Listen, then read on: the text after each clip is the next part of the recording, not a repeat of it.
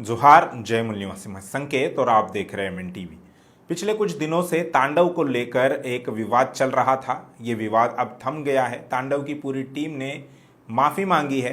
Information और broadcasting ministry के साथ उनकी 2 बार की हुई वार्ता में इस वेब सीरीज़ के डायरेक्टर और क्रिएटर अली अब्बास जफ़र ने ये वादा किया है कि हम जो विवादित सीन है, जिसको लेकर विवाद हुआ है या जो विवादित कथित तौर पर विवादित डायलॉग है, उनको हम हटाएंगे। और उन्होंने हटा दिया है। जिनको ये पता नहीं है कि ये तांडव क्या है, उनके लिए बता दूं, ये पॉलिटिकल ड्रामा क्राइम बेस्ड एक वेब सीरीज़ है जिसके 9 एपिसोड है। ये वेब सीरीज़ आपको OTT platform Amazon prime video पर देखने को मिलेगी।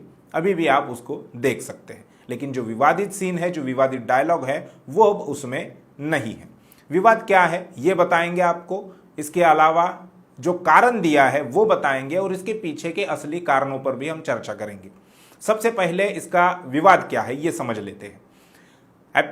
9 एपिसोड की इस वेब सीरीज के पहले ही एपिसोड में एक VNU नाम की एक यूनिवर्सिटी दिखाई है, विवेकानंद नेशनल यूनिवर्सिटी। इसमें एक प्ले हो रहा है, एक नाटक हो रहा है और नाटक में कुछ विवादित डायलॉग है। डायलॉग में हिंदू देवी देवताओं के ऊपर टिक्का टिप्पणी नहीं है जैसा कि कहा जा रहा है, ऐसा नहीं है। हाँ, उसमें उनको मानने वाले जो भक्त है, कथित तौर पर जो भक्त है, उनको लेकर कुछ टिक्का टिप्पणी हुई है और यही इस विवाद की जड़ है। इसमें भाजपा के लोग कूद गए हैं, जो आमतौर पर RSS संघ के कार्यकर्ता है, BJP के कार्यकर्ता है, समर्थक है, वो इसमें कूद गए हैं और उन्होंने सोशल मीडिया पर बैन तांडव नाम का एक हैशटैग चला है जो पिछले 2-3 दिनों से चल रहा था। लेकिन विवाद अब थम गया है, माफ़ी मांग ली गई है टीम ने और जो विवादित, कथित तौर पर विवादित जो सीन थे, डायलॉग थे, वो भी काट दिए गए हैं। अब इसके पीछे की असली वजह क्या है? इसके पीछे की असली वजह 2 है।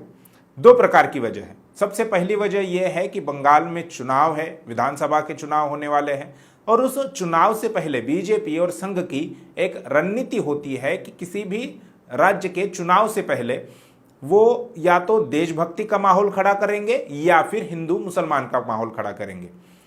अर्नब गोस्वामी और पार्थोदास गुप्ता के लीक चैट से आपको ये पता चल गया होगा कि 2019 में, फरवरी 2019 में जो पुलवामा का हमला हुआ था और उसके बाद जो एयर स्ट्राइक हुई थी, वो सारा चुनाव जीतने के लिए किया हुआ, एक देशभक्ति का माहौल खड़ा करने के लिए किया हुआ एक हमला था या एक एयर स्ट्राइक थी, एक नाटक था।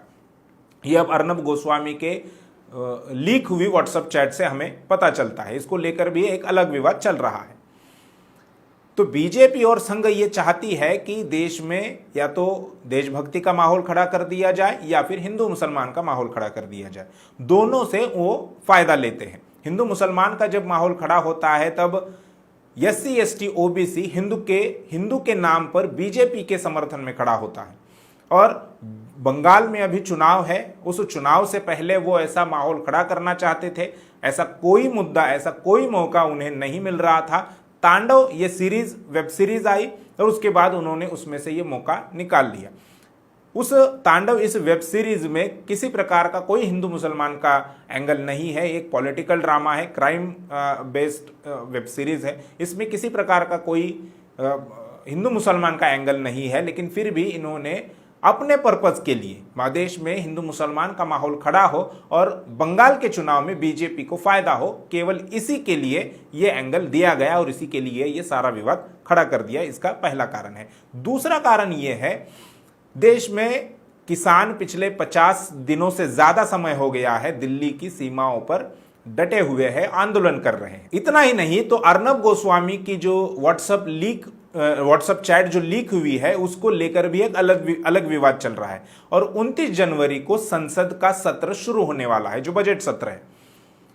तो इन दोनों मुद्दों पर विपक्ष BJP को घेरने वाली है। ये BJP को भी पता है कि ऐसे माहौल में अगर हम लोग संसद का सत्र खोल दें, उस पर अगर चर्चा कर दें, तो हम बुरी तरह से फंसने वाले हैं। तो लोगों का ध्यान किसी दूसरे मुद्दे की तरफ डाइवर्ट करना जरूरी था और डाइवर्ट करने के लिए उन्होंने तांडव इस वेब सीरीज में हिंदू मुसलमान का एंगल डाल दिया, जो कि वेब सीरीज में कहीं पर भी नहीं है।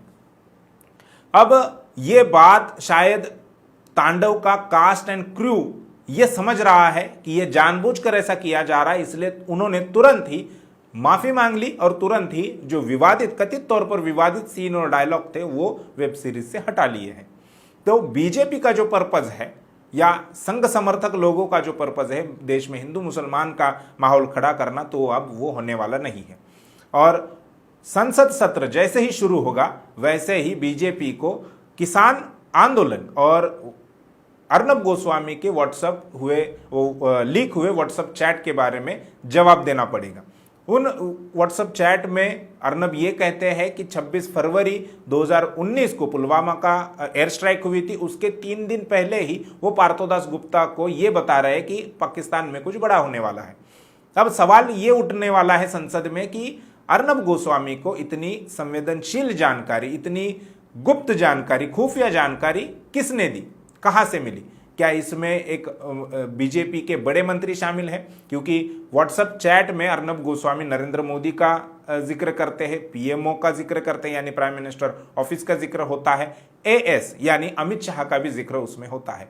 तो क्या इन्हीं लोगों ने अर्नब गोस्वामी को यह जानकारी दी? तो ये तमाम मुद्दे हैं जिसको लेकर विपक्ष बीजेपी को संसद में घेरने वाली है। इसकी तरफ लोगों का ध्यान ना जाए, हिंदू मुसलमान का माहौल खड़ा कर दिया जाए ताकि इन सभी मुद्दों के प्रश्नों से या उनके उत्तरों से बचा जाए। ये हो रहा है। अब ओटीटी प्लेटफॉर्म जो है, ओवर द टॉप जो प्लेटफॉर्म है, उसको सेंसर करने की भी बात हो रही है। पिछले साल ही नरेंद्र मोदी की सरकार ने इसको लेकर कुछ कानून बनाने की बात कही है। उसको रेगुलेट करना चाहिए, जैसे फिल्मों के लिए सेंसर बोर्ड होता है उसी प्रकार का कोई एक अलग संस्था ओटीटी प्लेटफॉर्म्स के लिए होनी चाहिए, क्योंकि इससे बीजेपी की या संघ समर्थकों की जो भावनाएं हैं वो आहत होती है।